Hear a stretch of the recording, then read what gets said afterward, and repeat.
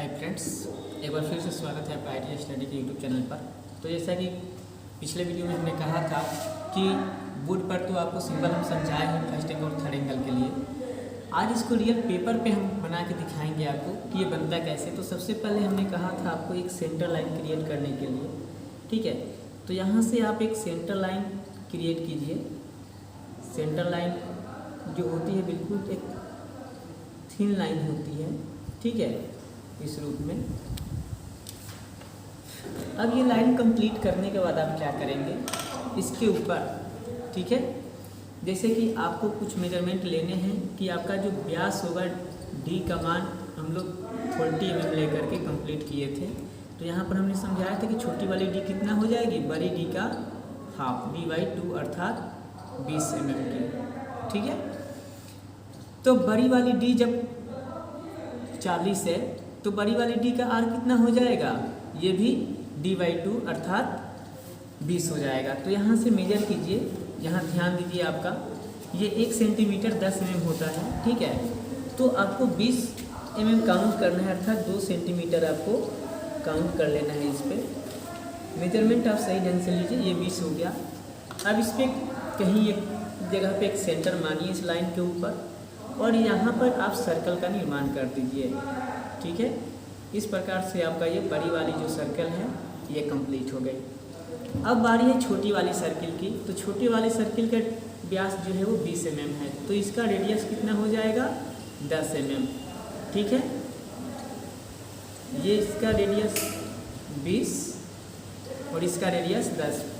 तो फिर अब आपको 10 अर्थात 1 सेंटीमीटर मेजर करना है इस पर, ठीक है।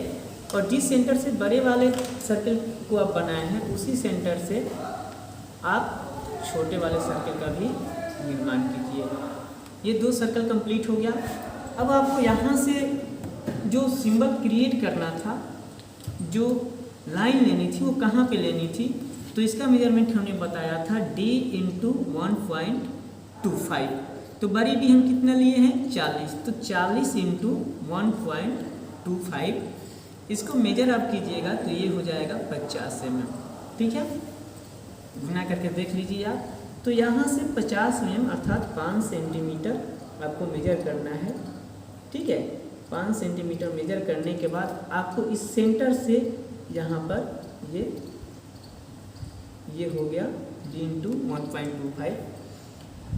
अब अगर आपका ये सिंबल थर्ड एंगल का बनाना चाहते हैं, ठीक है, तो छोटा वाला डी जो होगा वो यहाँ बनेगा। अगर फर्स्ट एंगल में बनाना चाहते हैं तो बड़ा वाला डी यहाँ पे होगा। जैसा कि पिछले वीडियो में हमने समझाया था, उस वीडियो को भी एक बार आप लोग जरूर देखें। तो सबसे पहले हम थर्ड एंगल क्रिएट करने जा रहे हैं।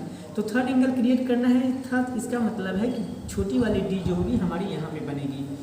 तो छोटी वाली डी क्रिएट करने के लिए आपको क्या करना है कि यहाँ से बिल्कुल 90 पे ये जो लाइन है, ठीक है, छोटी वाली डी कितनी थी, 20 mm की, बट ये सेंटर लाइन है। सेंटर लाइन इसको 2 बराबर भागों में डिवाइड कर रही है, 2 बराबर भाग में डिवाइड कर रही है। तो ये आपका 10 mm ऊपर और 10 mm नीचे हो जाएगा, और उसके बाद से ये लाइन आप इसको मैच कर लीजिए, ठीक है। उसके बाद से फिर जो बड़ी वाली डी होगी वो इससे कितनी दूरी पर होगी, तो ये हमने कल भी आपको बताया था पिछले वीडियो में कि वो जो होगा वो डी के इक्वल होगा। तो डी आपका कितने का है, 40 का है। तो फिर आपको ये दूरी 40 फिल करनी है इसमें अपने कंपास में। और यहाँ से अब जो आप लाइन ले चुके हैं, यहाँ से आप ये 40 डी भर लिए। अब फिर उसी प्रकार से यहाँ पर भी आपको क्या करना है, 90 पे ये लाइन उठानी है, जिसमें कि 20 mm आपका ऊपर और 20 mm नीचे। इस प्रकार से इसको अब आप 90 पे मिला दिए। अब ये जो 2 पॉइंट आपका बच रहा है, जो दिख रहा है, इसको आप स्केल की सहायता से, ठीक है, या फिर सेट स्क्वायर की ही सहायता से आसानी से इसको मैच कर दीजिए आप ऐसे। ध्यान से कृपया आप इस कंस्ट्रक्शन को देखिए एक बार। हो गया। ये जो आपकी सिंबल बनेगी वो थर्ड एंगल में होगी, यहाँ पर भी एक सेंटर लाइन आपको दिखानी होगी, ठीक है। ये भी 90 पे होगी, बिल्कुल इसके सेंटर से।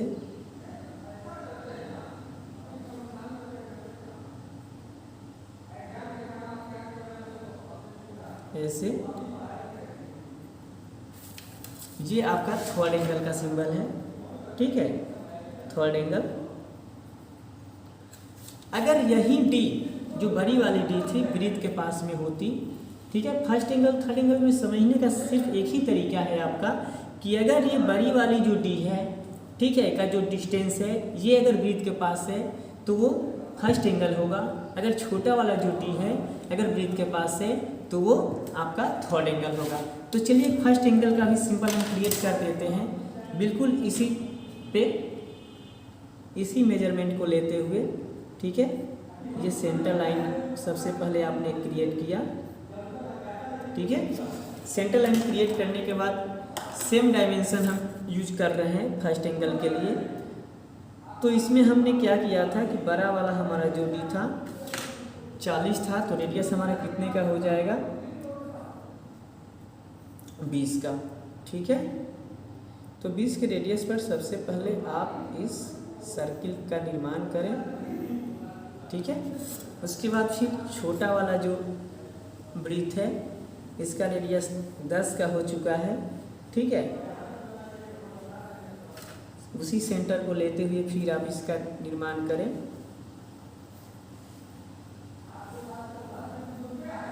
ये सर्किल आपका कंप्लीट हो गया।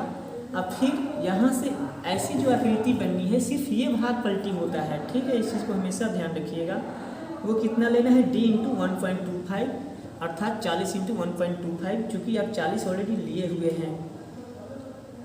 अगर आपको कोई मेजरमेंट नहीं दिया जा रहा है तो आप स्वतंत्र हैं कि आप इसको कितना मानेंगे, ठीक है। बट आप जो भी मानेंगे उसके अकॉर्डिंग आपको कैलकुलेशन करना होगा।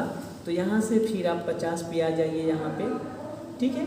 ये 50 का मार्क हो गया। यहाँ पर फिर बड़ी वाली डी उठाइए आप बिल्कुल 90 पे,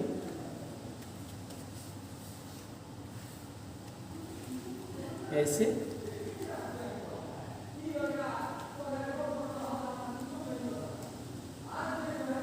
बीस ऊपर और 20 नीचे। फिर उसके बाद से आपको डी की दूरी फिल करनी है। डी की दूरी कितनी है, तो ये है आपकी बड़ी वाली डी होगी, ये 40 है। तो यहाँ से आप यहाँ पे 40 मेजर कर लिए। फिर इसी पे 90 लेते हुए 90 का एंगल कंप्लीट कीजिए यहाँ पे। तो आपका 10 ऊपर और 10 नीचे ये कंप्लीट हो गया। इसके बाद से फिर उसी प्रकार से फ्री हैंड इसको आप मैच कर दीजिए।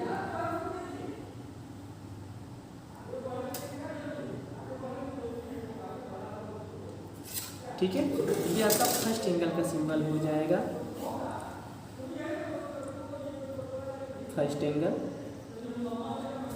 उसके बाद से फिर यहाँ भी आपको 90 उसी प्रकार से 90 डिग्री का एंगल कंप्लीट करके एक सेंटर लाइन खींच देनी है।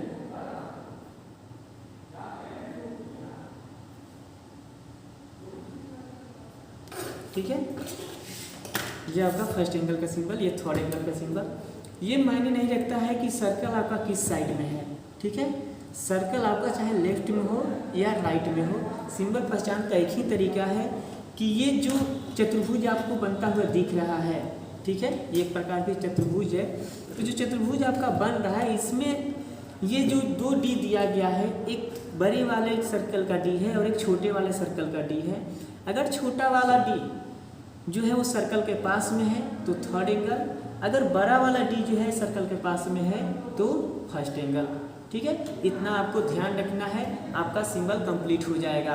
और ये एक सिंबल आपका मिनिमम 5 नंबर का रहना ही रहना है एग्जाम में, इसमें कोई दो राय नहीं है। अगर सिंबल आपसे नहीं भी पूछिए, सिर्फ आपको आइसोमेट्रिक टू ऑर्थोग्राफी ही बनाने को कहा जाए तो आप ऑर्थोग्राफी बनाइए, और जिस एंगल में ऑर्थोग्राफी बना रहे हैं उस एंगल का सिंबल आप उसमें ज़रूर बनाएं। यकीन मानिए कि आपका कम से कम सिंबल का 5 नंबर तो मिलना ही मिलना है, बेशक आपकी ऑर्थोग्राफी अगर थोड़ी बहुत गलत भी होती है तो।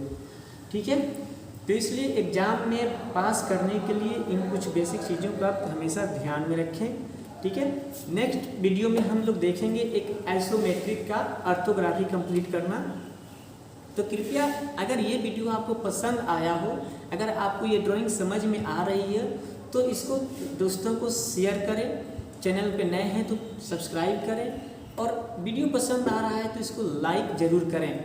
और हाँ, एक चीज़ और कहना चाहूँगा आपसे कि अगर आपको पसंद नहीं आ रहा है तो कोई बात नहीं है, आप डिसलाइक भी कर सकते हैं और कमेंट सेक्शन में करके इसमें कहाँ पे इम्प्रूवमेंट किया जा सकता है इसके बारे में सुझाव भी दे सकते हैं। धन्यवाद।